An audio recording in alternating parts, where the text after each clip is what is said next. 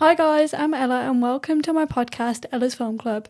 Today I'm joined by Nikai, who is a massive fan of the movie that we're going to be talking about today, which is Scream, the 1996 one, the first one.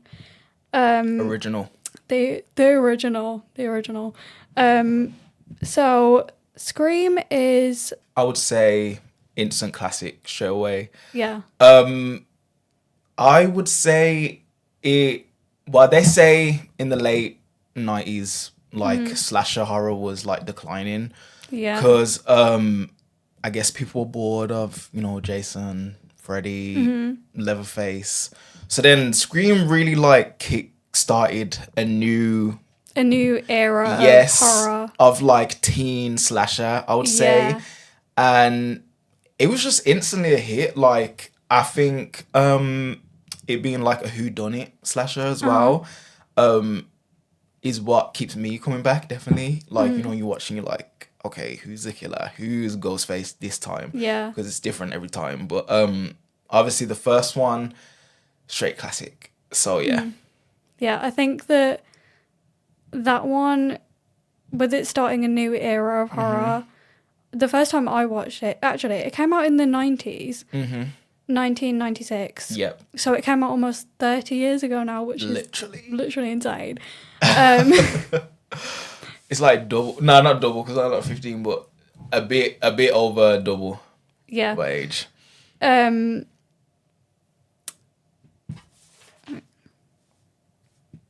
Scream is one of the most popular Halloween movies of all time. I would say it's my favourite. And Definitely. I'm not really a big fan of horror, but I am.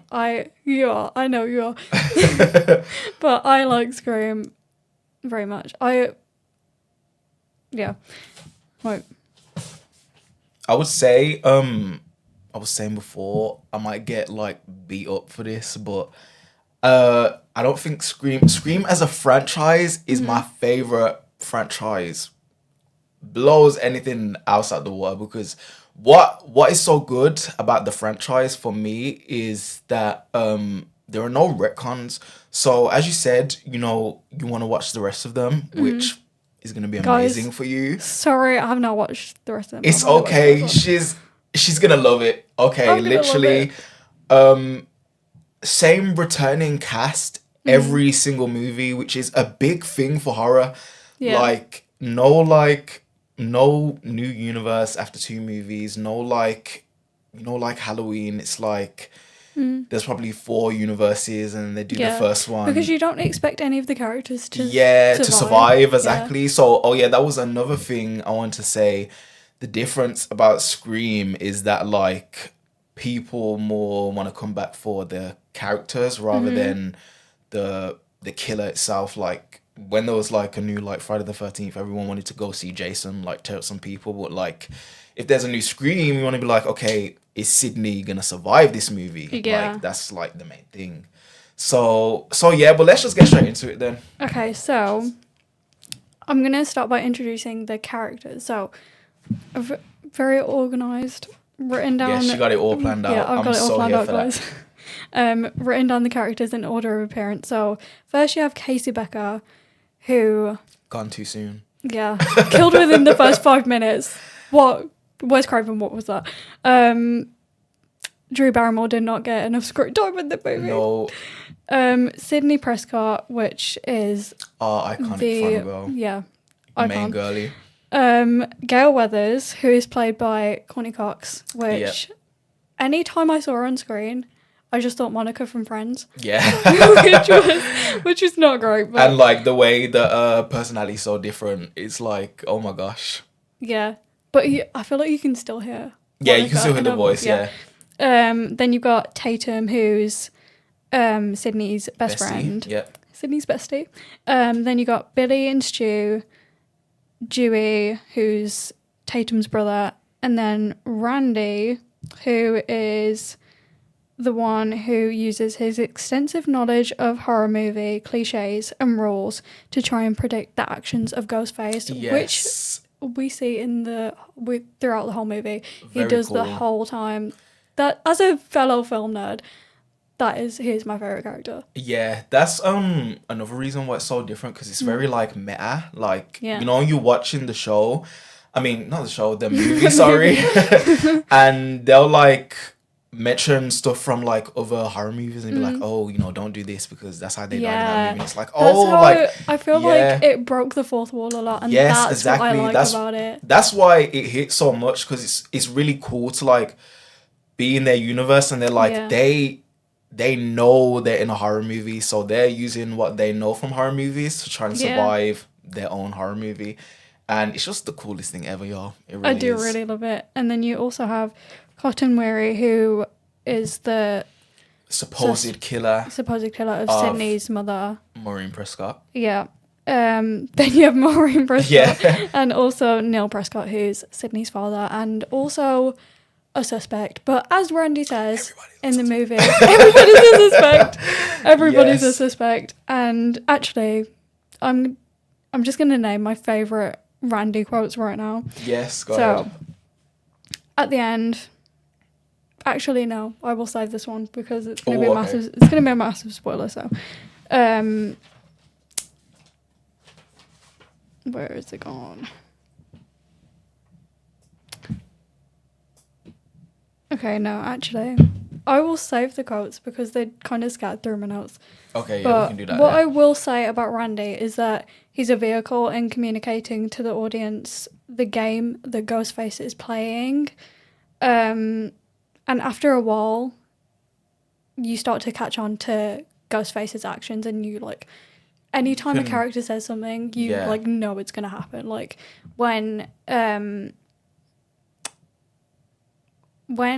or actually, there's a lot of foreshadowing. So like when Casey is talking to Ghostface on the phone in the beginning, she moves when she's cooking the popcorn, and then she moves towards the knives. Yes, and she's in playing that with moment, the knife block. Yeah, in that moment, I'm thinking, okay, instantly, it's a hint to the weapon Ghostface is going to use, 2, how Casey's going to get killed. Yep, straight away that. Yeah, and 3, just the danger that's going to happen in general. It set the scene up, and that was not the only bit of foreshadowing in this movie. There's a lot, because throughout, all the characters, at one point or another, all the characters say something that like does happen next. So they're kind of jinxing themselves, which is really annoying. Being so superstitious myself, it's just like so annoying to watch. But yeah. Hang on. You want to talk about the opening? Yeah, let me get that. Okay. So next, I will say that going back to the knives, a lot of the objects in movies are positioned, or in this specific movie, are positioned very carefully. And also, when Ghostface asks Casey, what is your favourite Halloween movie? And she says, Halloween. Oh, you know, the one with the guy in the white mask. I'm like, Ghostface has literally got a white mask. It's just, that's why it's cool, because it's like she's in her own horror movie. She doesn't even know what's coming. Like, this is about to be your reality right now. Yeah. The phone call scene, straight away iconic, because obviously everyone thought with the marketing of the movie that Casey was gonna be the lead girl, that nobody knew she was gonna die in the first like 10 minutes basically. So like, I feel like she gets so far, and then at the very end it's just like cuts off. It's really annoying because you really want her to survive. You're rooting for her so bad. Yeah. And then also another cool thing, when she's like at the very end, she's literally outside of her house. Her parents are pulling up in the driveway. Yes. But he slits her throat so she can't scream. Yeah. So that was a cool thing. Was that a pun? Yes. So she's screaming, and she's like screaming for her parents, but obviously her vocal cords don't work anymore, so she can't scream. Yeah. And he gets her, and she's gone in the first 10 minutes. But the phone call leading up to that is so good. So many quotes, you know, straight away. His voice, I think, is very iconic as well. Because he's also funny, and he's like, he makes quips, and you know, what's your favorite scary movie? Yeah. And that was a bad impression, but yeah, you just you already know what's coming, and you're building up to that. Also,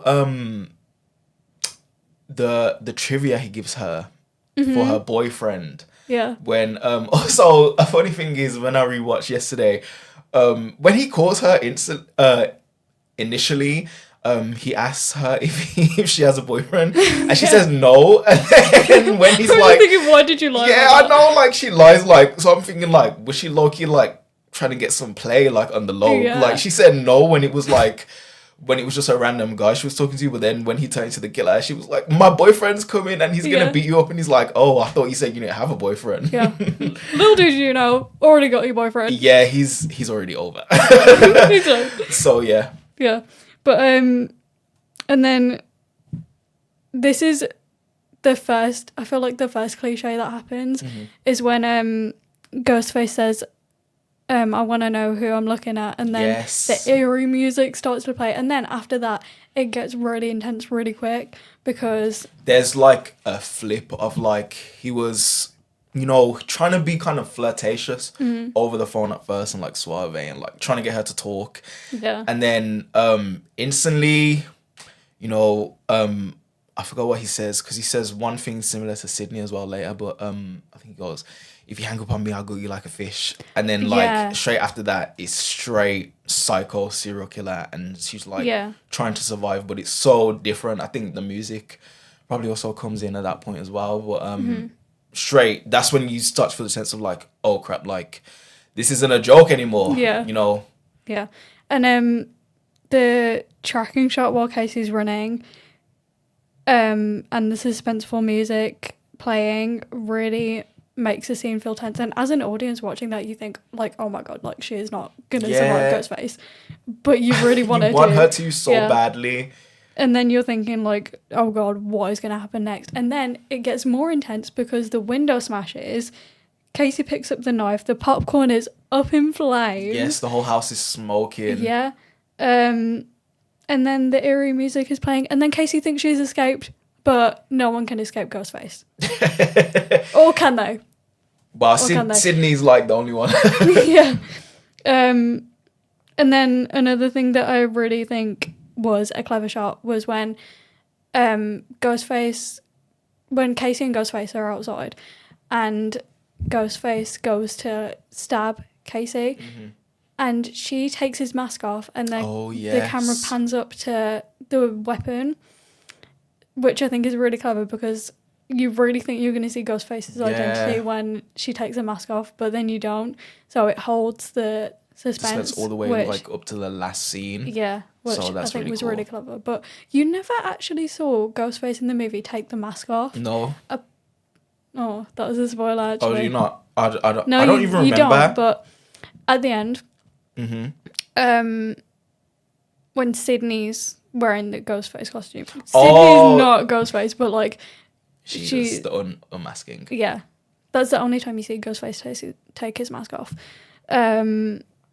But yeah, and then Casey's mom came out and screamed, and that was the first scream of Scream, and it was a very gory ending. Very gory. When I went back and watched, I was like, because I don't think of Scream as being, you know, a very gory movie, like as in like, you know, when he's doing, but like when it cuts to the shots and like the guts are out, and you know, it just looks all crazy. It's like, oh wow. And when he's got her hung from the tree. Yeah. The first time I watched that, I was like, oh my god, I had to do this. I had to like look away. I was like, I cannot watch this. It's really crazy. Yeah. But yeah, that's it for the first scene. So that's it for the opening scene. And then the aftermath of that is that the next day everyone's at school, and you know, everybody's talking about what happened. The news reporter's there straight away. Girl's in the back trying to get her story. What an icon. Yes. Anything to get the story, guys. And then they're all like interviewed and everything. And then after Randy, I was gonna say Casey then. Not anymore. Randy, Tatum, Sydney, Stu, and Billy are all staying outside. Yes. Iconic fountain shot. Yes, I agree. And then we found out that Stu used to date Casey, which I actually forgot about until I rewatched it yesterday. And Randy says to Stu, and are the police aware that you dated the victim? And Stu says, hey, what are you saying? That I killed her? Maybe. Possibly. Then Randy said it would certainly improve your high school Q. And then Tatum says, Stu was with me last night, okay? Then Randy goes, was that before or after he sliced and diced? I was like... Randy was getting into Stu right there. Yeah. Trying to put the pressure. That's when the horror knowledge starts to... Yes. Yeah, and then Stu says, I didn't kill anybody. And then Billy says, nobody said you did. Did you? Did you kill Billy? They're just covering for each other. Yeah. And then Tatum says to Sydney that she'll pick her up after practice because her dad's gone away. And which makes him a suspect. Mm-hmm. Yeah. Then again with like the tracking shots and the eerie music all throughout the movie, there is millions of tracking shots and there are so good much shots, eerie music. because it's like it looks kind of country as well. And also really quickly, the town of Woodsboro. Yeah. Really cool, really like suburban but kind of country like. Yeah. And then it shines in like the later acts of the film, which we'll get into when, you know, she's doing all the chasings through like all the farm and that. Yeah. But it gives for some good shots in the movie. Because you don't think that would happen in a small town, so it comes as more of a shock. But that's why like the buzz of when it goes into school, like you can tell like it's a big thing for like everyone. Yeah. And then they also say like, you know, nothing this crazy has happened since obviously last year when the whole thing with Sydney's mom and Maureen Prescott. So it's like everyone's on edge for such a small town. Mm-hmm. And you can't even like begin to imagine how Sydney's feeling at all of this, because obviously she's got like PTSD from this before, and now it's all straight like back into it. Yeah, it's all like and then like this time there's like actual like someone in a costume. Like before it was just like a killer did like some like obviously murdered her mom. Yeah. But now it's like they're chopping off people like one by one, slowly but surely. And then you like never know who's next. Yeah.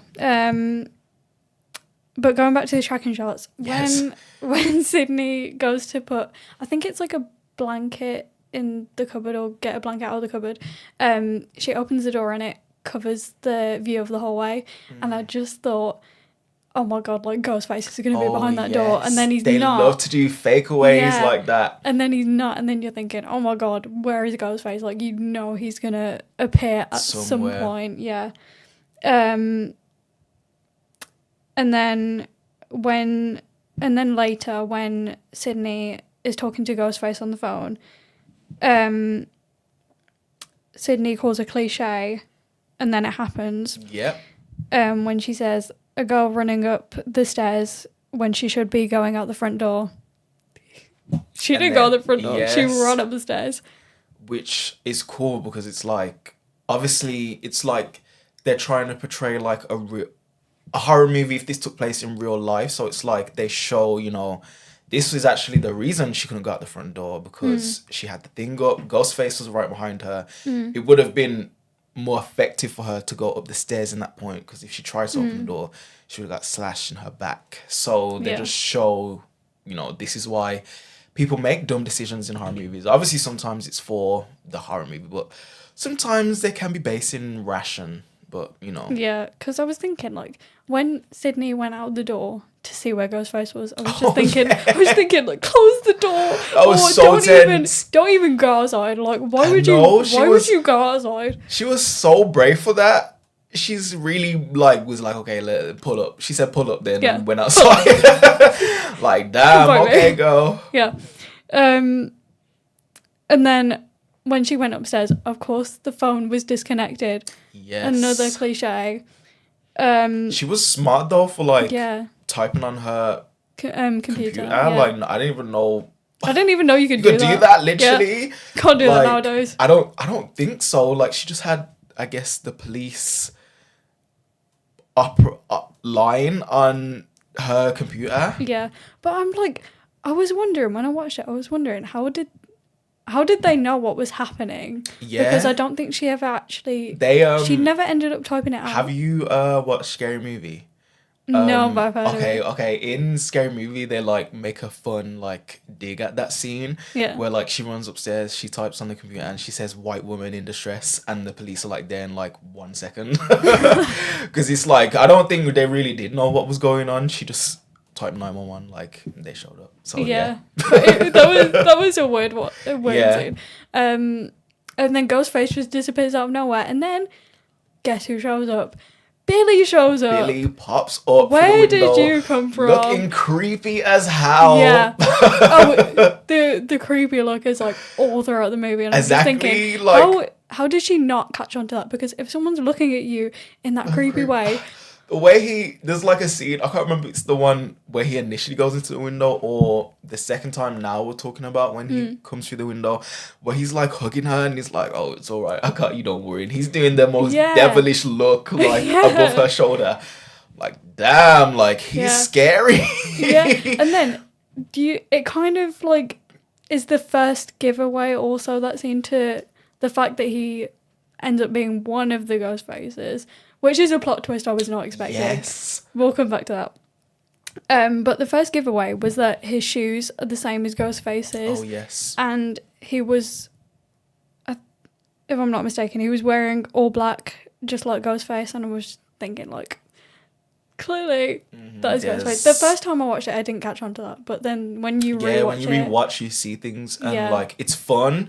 To rewatch, like, oh, I'm telling you, you're gonna have such a good time watching the films, and then when you can go back and see, like, oh, like that he's the killer, like she's the killer. It shows because when they did this, and just cool stuff to pick up on. But when he comes through the window and then the phone drops. Yes, that was the next point. Yes, and it's so funny when it shows it, and it's like there's like a huge thud, and it's like. Oh, yeah. Like, was it in slow motion as well? Yeah, it's just funny. I laughed when I saw that. Yeah. Like, it's just another cliche. Like, she just got the phone call, and then he comes to come to her, and then boom, a phone drops out of his pocket. Like, okay. And then the police show up. Billy gets arrested, and then he does another devilish look through the window. The whole movie, he's just looking crazy. Yeah. What a psycho, like, actually. And then his phone bills are clear, and I'm just thinking, he had a phone. He had one of the cellular phones, yes. And his phone bills were clear, and I'm just thinking, how did that happen? But then it gets revealed. Yeah, but you're also thinking, like, could he have done something to clear them, or is it really because he didn't make the calls? Like, they do things to be like, it could be him, but I don't know, there's still other suspects, but it could be him, but okay, but then every 20 minutes something's like, it could be him. Yeah, but they really tried to throw you off with it they do always try and throw you off. Again, everyone is a suspect.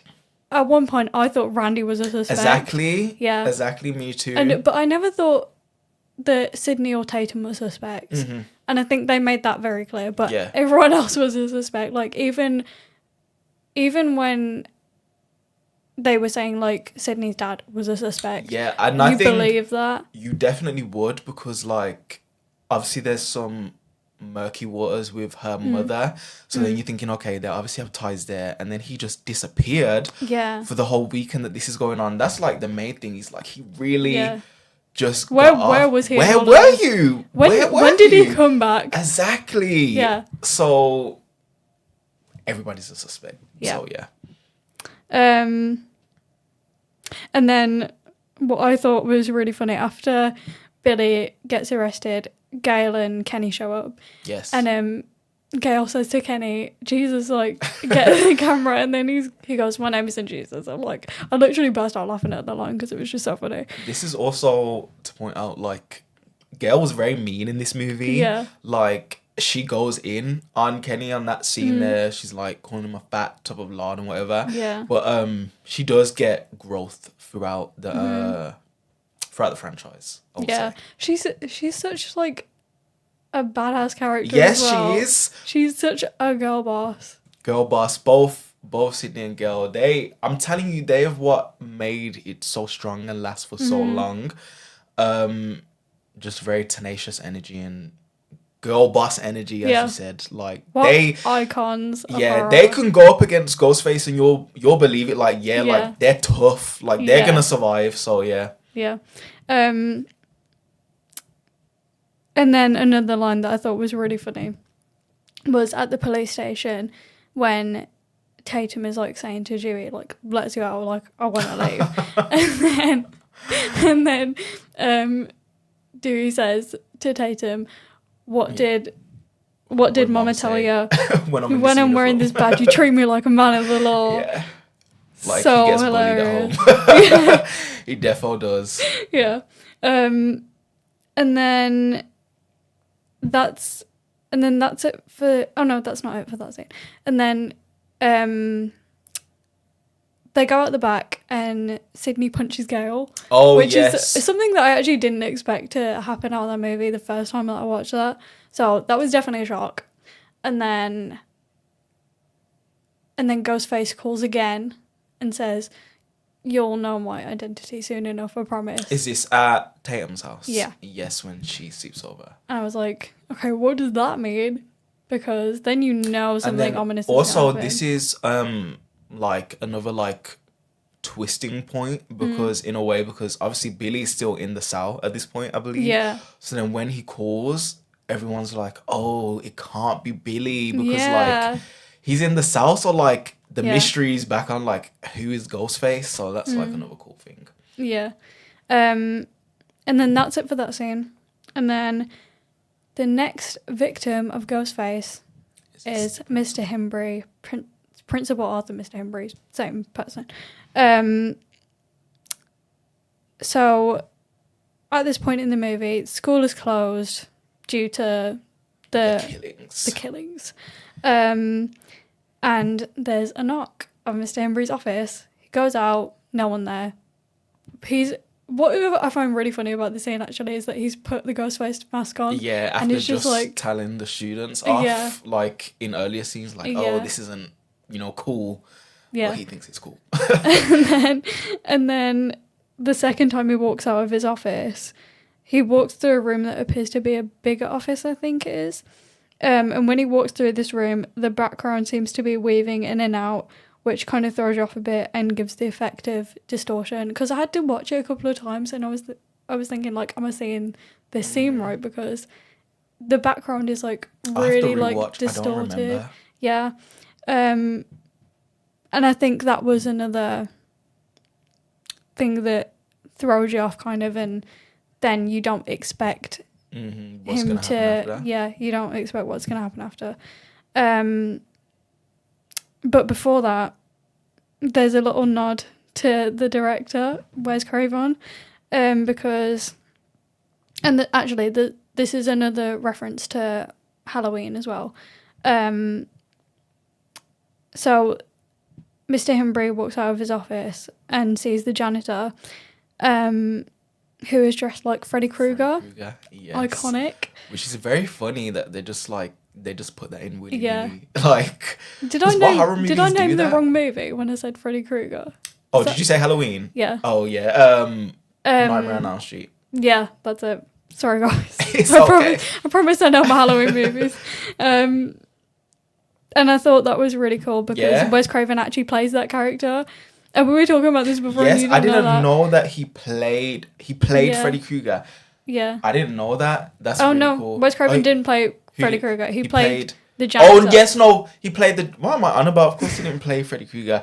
I didn't know Wes Craven played the janitor, so I didn't know he was actually made a cameo in Scream. Yeah, and then he proceeds to make a cameo in Scream 3 and Scream 2.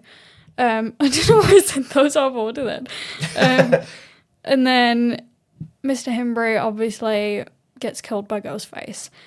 And that introduces a really cool shot, which is Ghostface, a close-up or an extra close-up of Mr. Himbry's eye, and Ghostface is in the reflection of the eye. That is really cool. And I thought that was one of the coolest shots to come out of this movie. I agree. Yeah.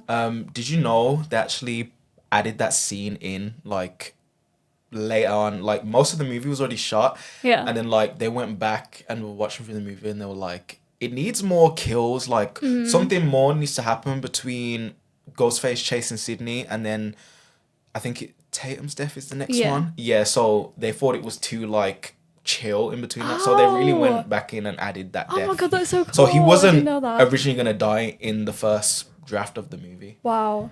Okay, but on Ghostface that point, needed more blood. I think that actually added to the story because you don't expect Mr. Embry to get killed. Exactly. Like, you would not expect him to be a victim. Like, he's such a... Not in a mean way, but he's such a side character. Yeah. He's non-relevant to the plot. Yeah. But they did, obviously, then what they intended to do with, like, you know, changing it up. It was like, you know, we need something, like, a little extra in there. So they did that. That's so cool. I didn't know that. Little bit of movie trivia there. Some lore. Yeah, some lore on... I was going to say Halloween then. On Scream. And then the next scene is the scene in the video store. But this scene has become, like, a staple scene in teaching us about the 180-degree rule, which is when... Ooh, explain. Okay, so... Yes. In a conversation scene... you usually only see, like, one side of the character's face. So it's like a circle. Oh, I just knocked the microphone.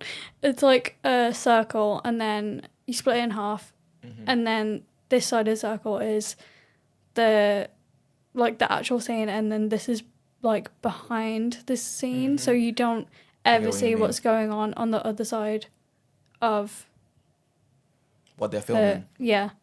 Which I think is a really cool rule and very... This is the scene that actually taught me about that rule. Okay. So I was like, when I saw it, I was like, okay, iconic scene. Yeah. But going back to that, this is where Randy says another iconic quote to Stu, which is, "That's the beauty of it all, simplicity. Besides, if it gets too complicated, you lose your target audience," which is actually very relevant because by this point, Scream is getting very predictable and the characters are predicting what will happen next. And again, they jinx themselves. So I think that it's also a very good quote because it's, like, almost breaking the fourth wall as well. Definitely a whole bunch of breaking the fourth wall. Yeah. This movie was just such a fourth wall breaker. Very much. Yeah. And then the scene that we were all so sad about is Tatum's death scene. So, to set the scene, it hurts. It physically hurts.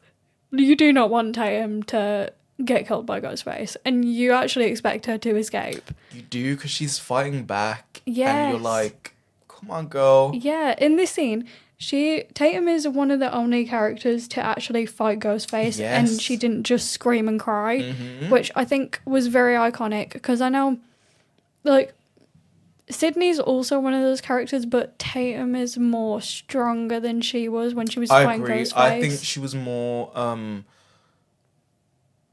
in a fun way. How do I explain this? Like, she feels like she can not take him on, but she can protect herself. Like, she was throwing the beer bottles at him. Yeah. Like, most people like might be scared, it will aggravate, or like, you know, are just trying to escape, but like she was fighting for her life. Yeah, and then at the last second you think she's gonna slip away. She made the wrong mistake. Yes. Of going out the dog. What is it? The dog door? Yeah. Like, why would you do that to yourself? And that was also kind of set up earlier when Sydney said the thing about not going through the front door, or she could have. I don't actually know why the garage door locked. Maybe Ghostface had locked it. Yeah. When he came, was he already in there, or did he come in there? I think he came into the garage because Tatum was at the fridge, and then he appeared behind her. I think it was. I might have that wrong, but I don't specifically remember. yeah. But the door was locked anyway. She couldn't get back inside, and she bit the dust through. He didn't even stab her. No. He just let the garage door go up. Yeah. Oh, that was my least favorite part of Scream. Yeah, it when Tatum died, sucks. because you really want her to survive, and then she just gets killed off, and I'm like, Wes Craven, why did you do that? Please, we need answers. Every horror movie has that like sad death, like where you feel like, you know, you really lost someone. Yeah. And it's just like, I guess I was saying this before, in a way it makes you want to fight for the final goal even more. That like, you know, she's lost everything. She's lost her bestest friend. She needs to survive for her and for herself to live on, basically. Live on for Tatum. So yeah. And this scene actually introduces some of the most iconic lines to come out of this movie. So I'll just name them. So Tatum says to Ghostface, "Oh, you want to play psycho killer? Can I be the helpless victim? Okay, let's see. Oh, please don't kill me, Mr. Ghostface. I want to be in the sequel." and then she doesn't end up being in the sequel. No. But it's like, it's so funny like that Yeah. she says that, because who says that in a horror movie, like, I want to be in the sequel? Like, Yeah. it's like you're already setting yourself up. yeah, there. it's just so fun. This is why I will always love the Scream universe. And then when you watch the sequels, when they start introducing the Stab movies, which is like parallels of the Scream killings that happen in their universes, it's just like they know they're in a horror movie, so like they say all like the funny stuff of like, you know, I want to be in the sequel and stuff like that. So it's just really, really cool to me. That is the please don't kill me, Mr. Ghostface, I want to be in the sequel. That is the quote of Scream. Like that. As soon as someone says that quote, you know. I would disagree. I think there's. Oh really? Yes, I think the final kitchen scene has. Oh, okay. I think it's more. Or okay, that's iconic. Yeah. And in the opening scene of what's your favorite scary movie? Yeah. I think is contending for most iconic as well. And then in the final scene, we'll get to that. There's another one. Yeah. Oh my god, guys, we're gonna have to do a vote. Vote for your favorite Scream quote, please. Let us know. There's just so many. Yeah, there is a lot. And then one thing that I picked up on with this scene was that Stu before her death, Stu sent Tatum to get more beers, and then after she died, so Stu sent Tatum to get more beers on purpose because he set her up to die intentionally, because obviously, as we know later, he is Ghostface. And then later, after Tatum's death, he goes to get more beer. Where's the beer? In the garage. And then someone asks him, oh, what happened to Tatum? Or where's Tatum? And then he claims that he doesn't know. You very much do know where she is. Yeah, evil, honestly. And in in the beginning of the film, you actually think that Stu and Tatum are very genuine. Yes. And I then know. But even he I ends up was sabotaging her. thinking like for Tatum's case, I was like, "Ugh, why is she even with this guy? Like, Yeah. he's so when they were talking about Casey's death, like he was so rude and like crass about it, and she was Yeah. like, she kept being like, no, chill, Stu. I'm like, girl, why are you with this man? Like, Yeah. and then he kills you. Yeah. He killed you. Sabotage. Stab in the back. I was going to say literally. Literally. Stab So in the back. yeah, it sucks. Disgusting behaviour from Stu, honestly. And then after Tatum's death is where I feel like it all...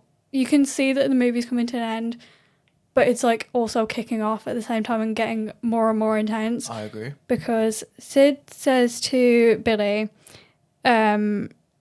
which I thought was a very odd line, when Billy shows up, Sid says to him, if Tatum sees you here, she's going to draw blood after she's died. And there's obviously blood. And Blood. Sydney doesn't know that Tatum's dead. And she's still saying that. I'm like, you don't know. The foreshadowing.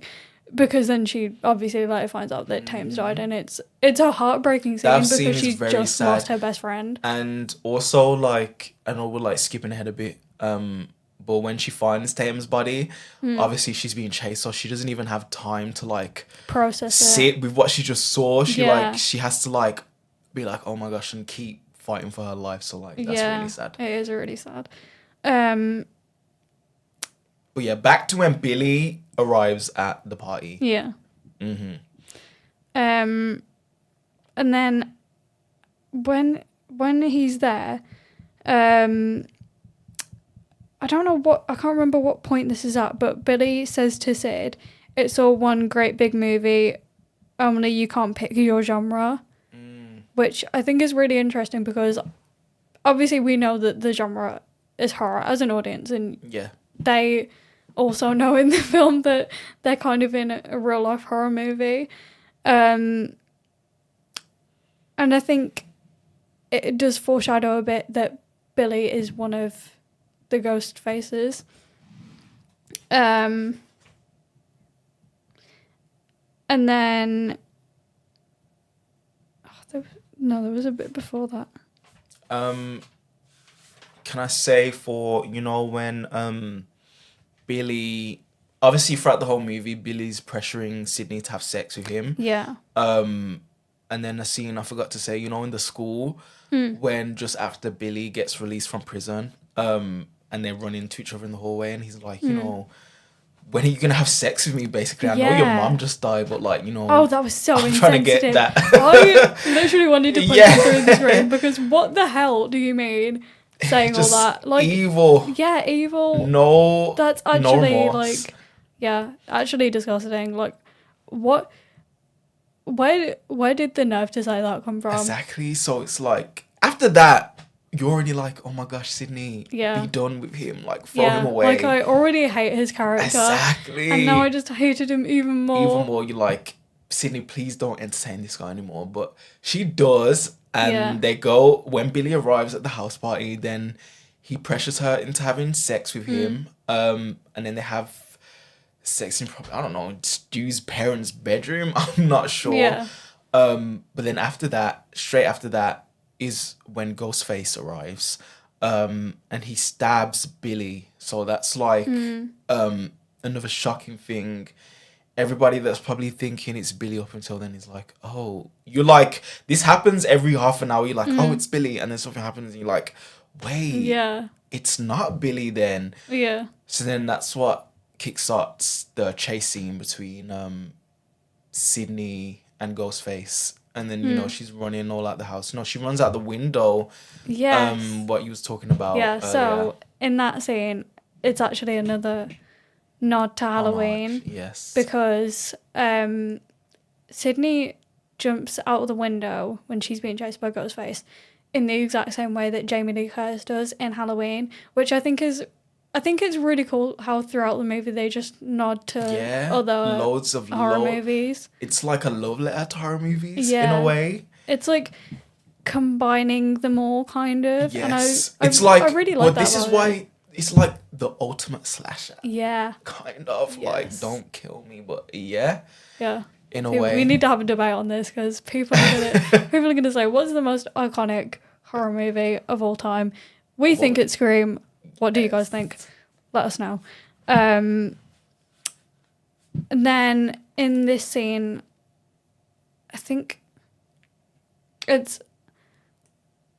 how would you explain where this is? It's like after Tatum's death, when everyone leaves Randy alone in the house. It's like sporadic because everyone's doing different things, and like Yeah. Gail and Dewey are like flirting with each other, like in the van, or they go for a walk or something like that.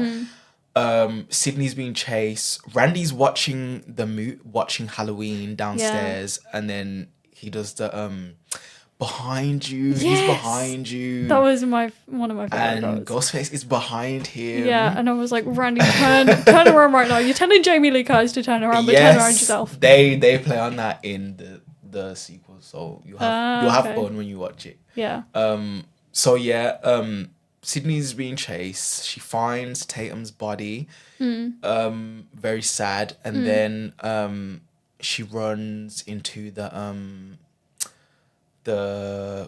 what do you call it? The van. The news van. The news van. Where Kenny's inside, and then like they're watching the footage, and then earlier it was established there's a delay. A 30-second delay because Gail put a camera inside to watch the scenes because, you know, classic Gail stuff. So then when it looks like clear, or I can't remember if it looks like clear to move, or the camera guy realizes there's a delay, but he literally opens the door after. Oh, yeah, it's when it looks clear and Ghostface has like ran out. Yeah. But he's already at the He's van. already there because the footage is behind, so he's already there. So then when he opens the door, he's straight away. And then, you know, he's dead. And then Sydney's like in this really confined area of like Ghostface is already at the door, so she can't really move. He's like stabs her. Yeah. And then in she the gets shoulder. away. Yeah. And then she crawls out like another doggy. I don't know why. It was like a really small like, square. I don't know why that's in the. I feel like that was kind of a nod to Tatum's death as well. Yeah, no, definitely. Yeah. But like she got the good ending this time. Yeah. Unfortunately. Well, not unfortunately, but unfortunate for Tatum. For Tatum, she didn't get that joy of being able to escape. Yeah. So yeah, and then after this is when also Stu is missing this whole time. Yes. This happens, which I forgot about. Yeah, because Billy is supposedly dead. Yeah. And then Gail and Dewey, we see them off having a walk.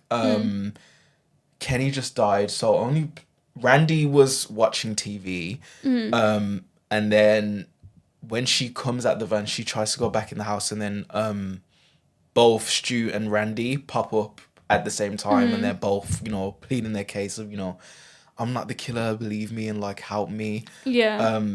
So then you're just like, but where was Stu in all of this time? Yeah, and it's really odd as well because, you know, when you find out that Stu's the killer and you rewatch it and everything, you look at the way Stu's acting differently. Yeah. Because the first time you watch it, I feel like you really believe that, like, oh, like Stu can't be the killer. Like, there's no way. He's too sweet for that. Yeah. But then when you watch it the second time, you start to think, oh, the way he's saying this sounds really psychotic. Yeah. And really like... He's Looney Tunes. Yeah, Looney Tunes. But just quickly going back to when Billy gets killed. Yes. By Ghostface. Okay, Stu. It's another nod to an iconic horror movie, which is Carrie. I haven't watched Carrie yet. Me neither. Okay. You make me feel better. But yeah. Yeah, because we later find out that the blood that, like... Oh, that yes. was on Billy's pig's shirt blood. was corn syrup. Oh, which corn syrup. I'm on about one total. it was corn syrup, which was used for the pig's blood in Carrie, which I thought was really cool that they nodded to that. And also, what's cool about the Scream universe is like Billy could outright say, you know, like, I saw this, I got this. He probably did get that idea from Carrie, you know what I mean? Because in their universe, they watch horror movies as well. Yeah. So that's why it's so cool, because they take things from horror movies, which like a kid in the real life would be like, you know, oh, I can use that from a horror movie and put that in to whatever effed up ideas I want to do. So yeah.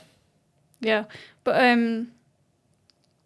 going back to the ending, actually, there's something really iconic that Randy says before. Do you remember what scene? It was at the start of the party. Randy's talking about like the rules of of horror movies. How and gloss over that? one of the rules I remember two of them. Don't have sex. I think it was one of them. Never say I'll be right back. That was it. That was the one I was don't remember. About. What the other one was? Yeah. The never say I'll be right back because you won't. And Stu says it right after that. Yeah, another which iconic. It's quote. like another nod, because like he knows he can get away with I'll be right back because he's not gonna die because he's the killer. Yeah. So yeah, it's just fun stuff. Yeah, and then there's another spoiler for this is actually for the second Scream, which sadly I found out about. But Randy says in the second Scream, never ever under any circumstances assume that the killer is dead. And guys, I found out that Stu comes back in the second Scream, but apparently it's not in the way you think. Not in the way I think. So we will have to see how that turns out. But and then that I feel like that also applies to the ending. And there's another quote that Randy says later that applies to ending as well, which again we'll come back to. But going back to what we were saying before, so everyone's off doing like side quests. Yeah, side quests. And then when Galen, I think it was when Gale and Randy, no, not Gale and Randy, Gale and Dewey, they fall down the hill, and then Gale's telling Dewey to look.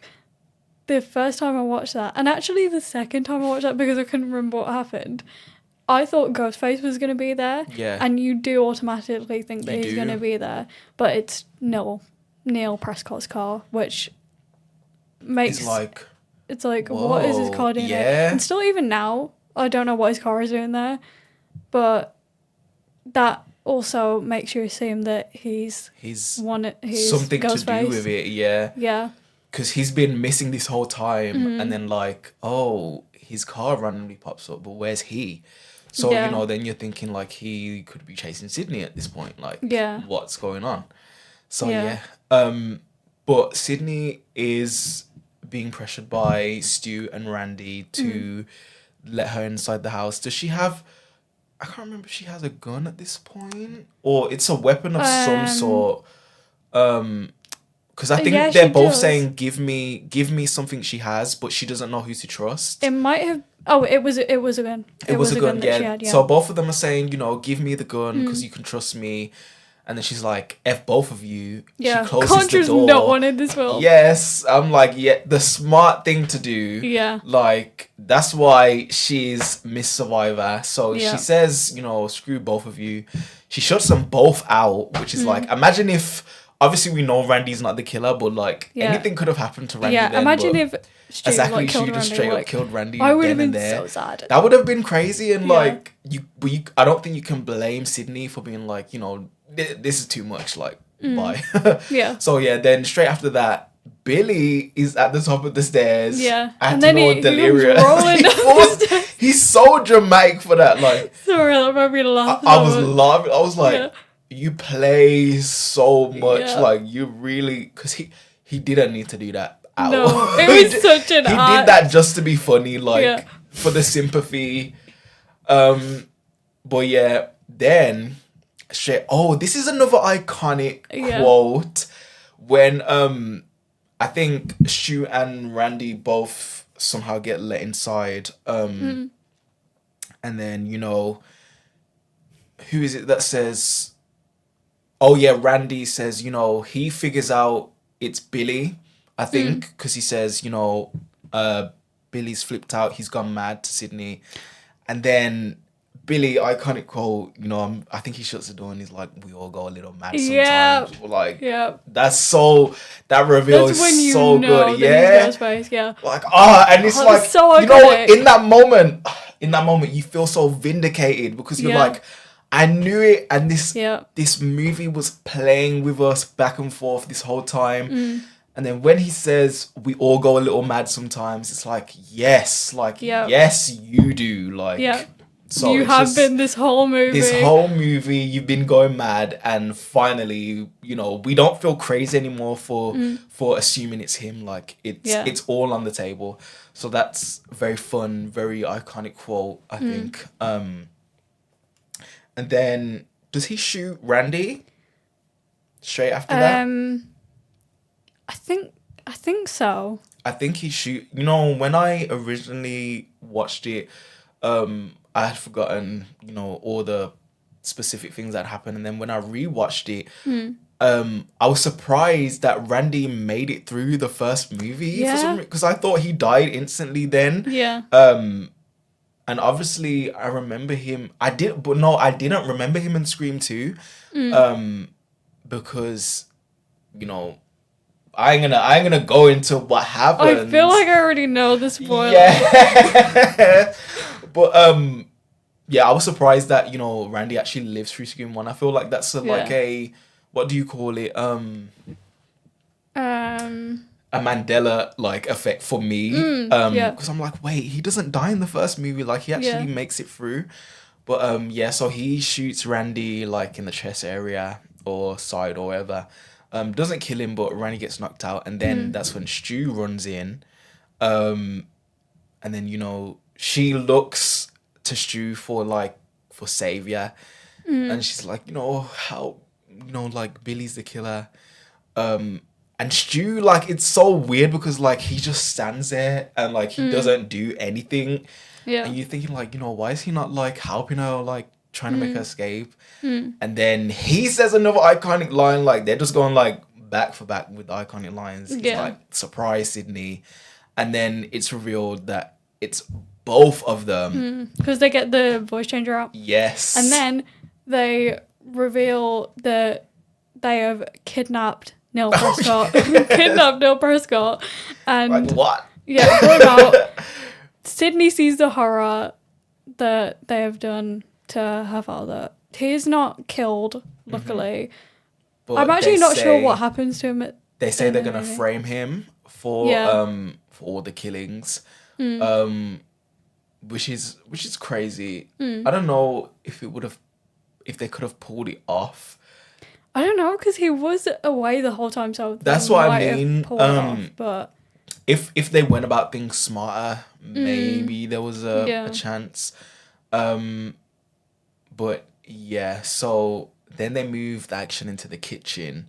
They bring Sydney's dad inside. Sydney's sitting at the counter, and they're just like terrorizing her. Basically, this is where, like, I feel like I know throughout the whole podcast I'm gonna say iconic. yeah, But this is another iconic scene. yeah, Of them basically just terrorizing her. And I'm trying to remember how it happens, like, play for play now.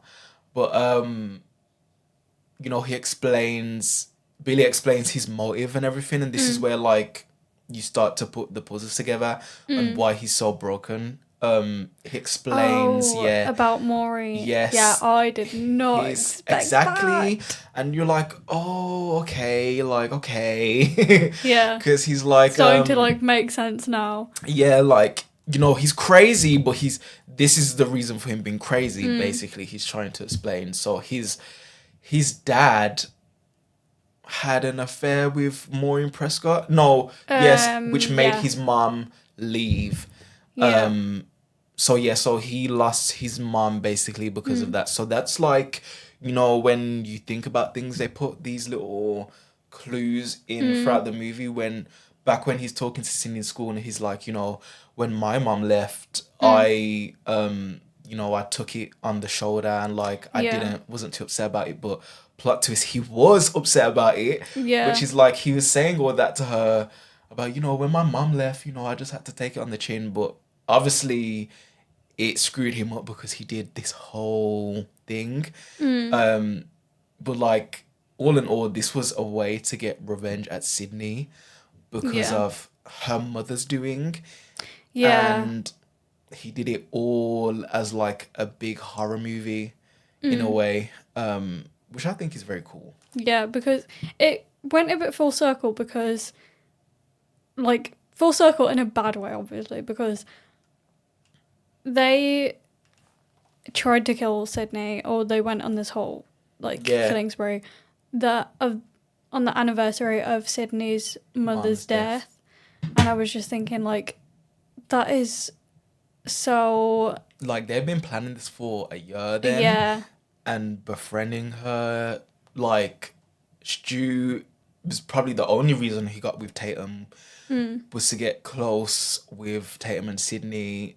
And then Billy obviously got with her for the same reason. Like, he never loved her. Yeah. Like, it's crazy to think about, like... Yeah, and the other crazy thing is that they planned this for a whole year and still couldn't pull it off. Exactly. Like... They were just two dumb teenagers. Yeah. But also, yeah, in that moment is where Sydney says, you've watched one too many scary movies.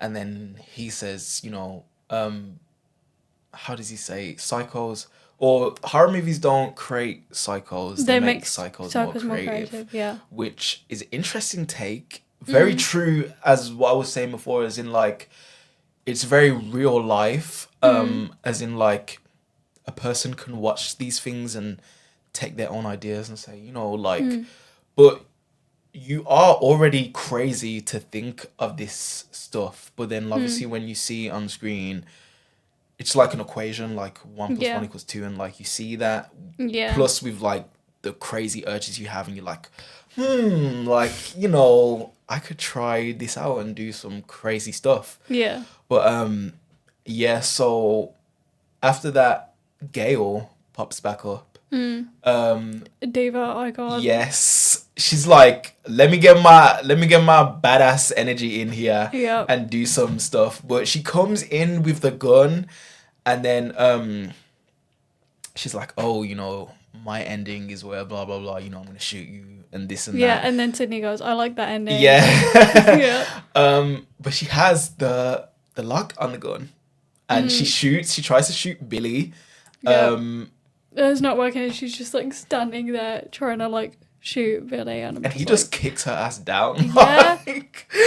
Next to so a presumably dead Dewey. Yes, I can't remember. It's so sad when they stab Dewey, because you don't see Ghostface stab Dewey, but you see him like come out the door with a knife. With a knife in his back. Yeah. And you think that he's dead, and then Dewey never dies. Yeah, Dewey never does. But yeah. So then after that, they're like dealing with Gail. Then they turn around, they see Sydney is no longer there. And she's like hiding. And then this is where like it gets like good, and you see like their crazy goes to 100 in this moment, I think, because they realize like, their plan has went wrong.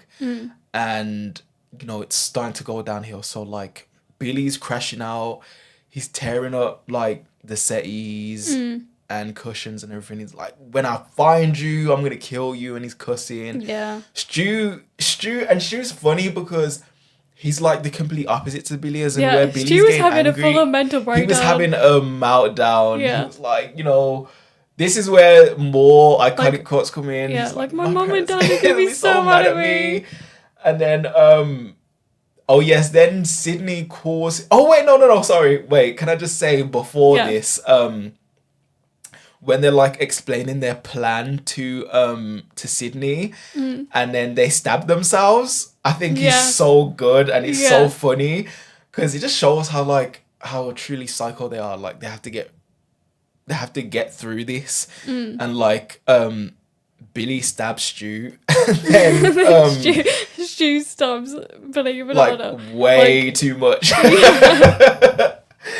And then aim for like not vital parts of your body. Yeah. Or, and then he did. They stabbed each other like way too much, and then there's like blood everywhere. It looks like it's so horror movie gore in the like early 80s and like say before 2000s looks so different. It's like it almost looks like ketchup like all over the kitchen, but I think it's a cool look. Yeah, it's really iconic because the horror movies you get now, it's really vibrant. Yeah, the horror movies you get now, like for example, earlier we were talking about Final Destination. That was the new one of that was really gory, but it just looks really fake. Yeah, they got a lot of slack for like loads of CGI because obviously that's the thing. Like technology gets better over time, and they use more CGI in the movies, and like I feel like I can't really tell unless it's like really bad. Like you say you haven't watched Final Destination 4.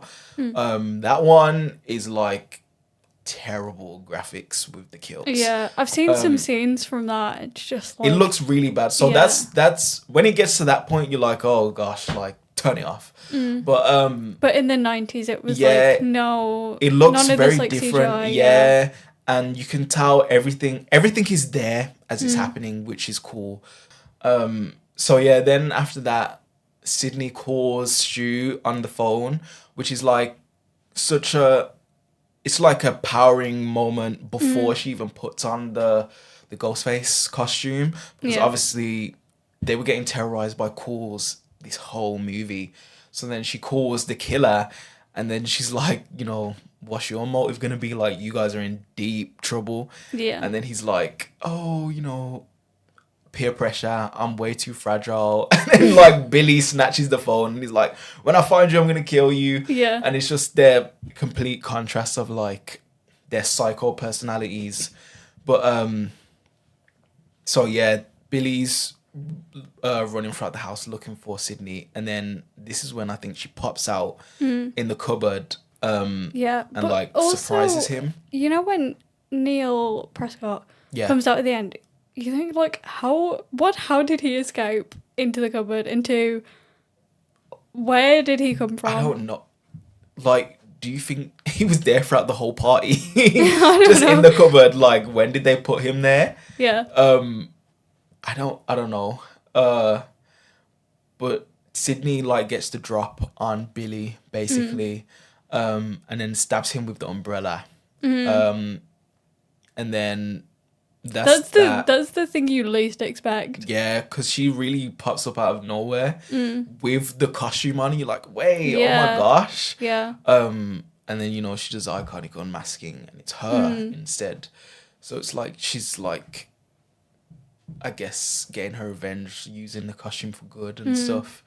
And then she also like has like a mini fight scene with Stu in the living room.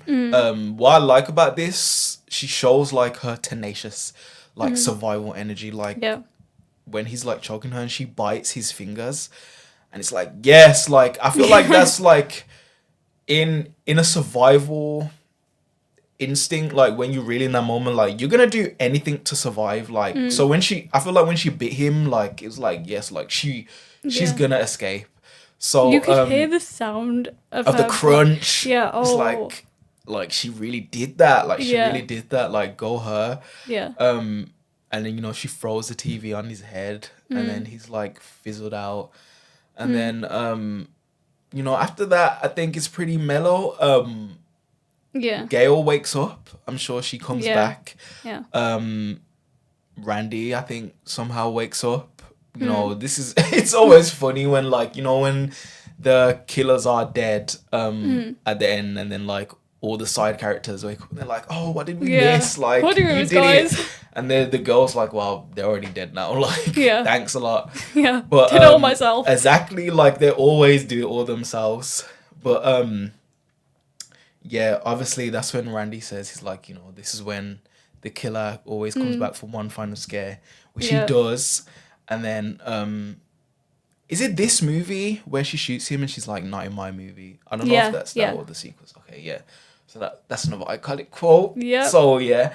And it wraps up, I would say, pretty nicely. I do like... I like the fact that it closes with Gail Yes. talking about the story, because she obviously witnessed it like firsthand. Exactly. She has survivors... What do you call it? Survivors... intel. Yeah. Because she was there on the scene. So, yeah, it's really...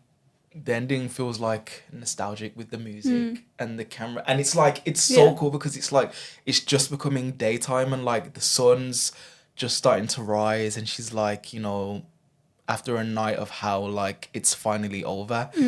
And, you know, all the police cars showing up at the end. And it's just, you know, it's a nice closure. It feels like, even though like, you don't even get much closure. Like, you know, some horror movies, they'll be like, you know, like a month after the incident, and it shows how the survivors are getting on with their new life after the killer and everything. But like, you don't even get all of that. I love a good post-credit scene. Yeah, good post-credit scene. It doesn't need it in a way, because it's like, it comes to such, after it's over, it feels like, you know, like the sun's rising, everything's peaceful, like everyone can rest now, and then it's just Gail, you know, like talking about what happened. So yeah, very cool. But then like, you think with the way that it ends, you think there's not going to be a sequel, and then there does actually end up being a sequel, because you think that for every movie, like. Yeah, because something iconic that Stu says is oh yes, we gotta have a sequel. Yeah, when Stu and Billy tried to kill Sydney, I can't remember what Sydney said, but Stu said, we got to plan the sequel these days, you got to have a sequel. And he says that after he says, see Sid, everyone dies but us.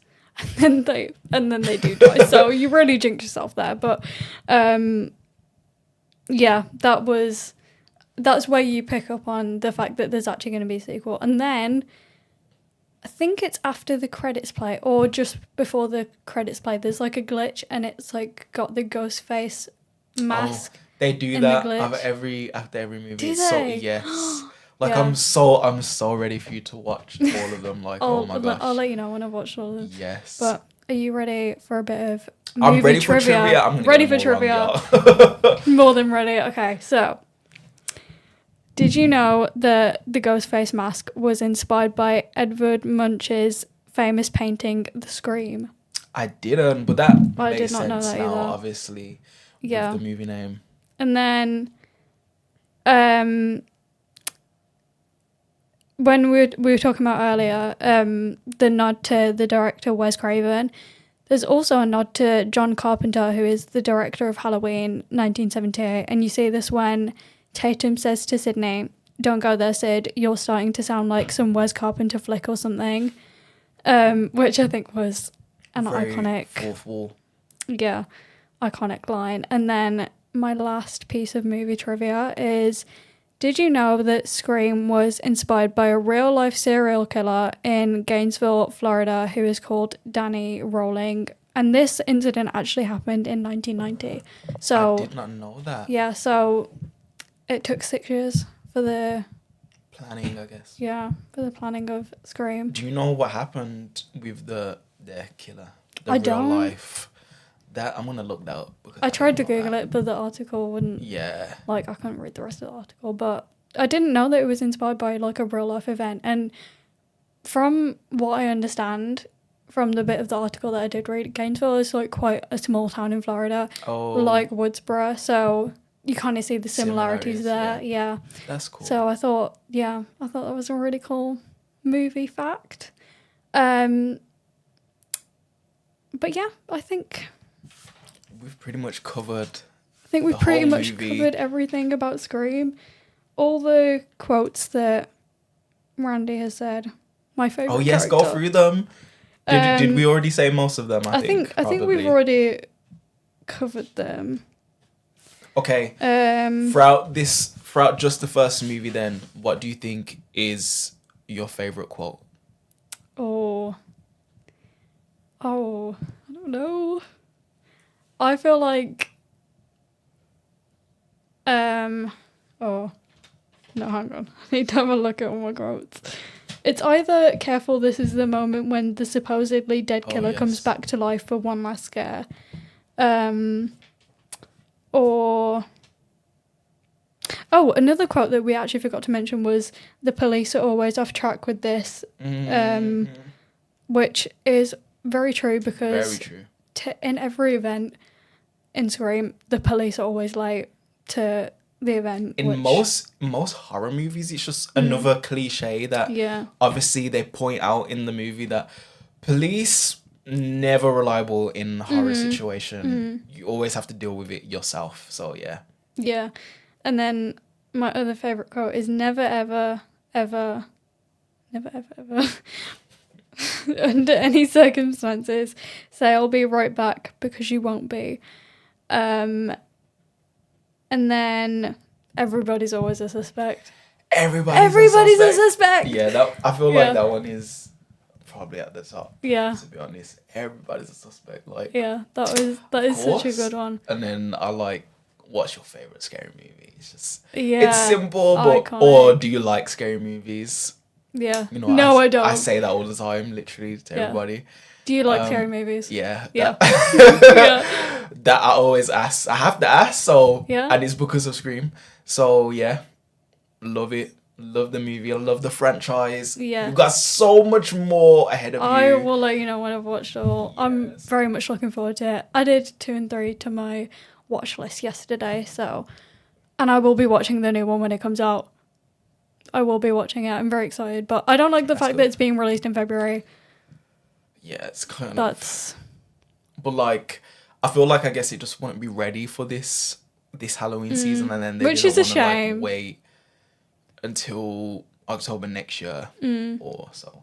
You know, we get what we can. Yeah, but yeah, recommend Scream, guys. Please go and watch it. It's so good. One of the most iconic Halloween movies ever. Iconic movie of the 90s. And let me just say, this movie literally created so many franchises. Like, I Know What You Did Last Summer, Urban Legend, Scary Movie, all of those. Yes, Final Destination is also like all teen slashers. Yeah, because the thing with Final Destination as well is like the cliche kind of thing of it is that you can't escape death. Yes, and in a way, Ghostface represents death. So, because he's kind of like the Grim Reaper. So yeah, yes, yeah. You're so right. So I feel like that links. This is where the movie nerd knowledge is coming up. Yeah, but I think that wraps up our spooky episode of this podcast episode. So tune in for the next episode. Can't wait to see you guys. Thank you for listening. Bye.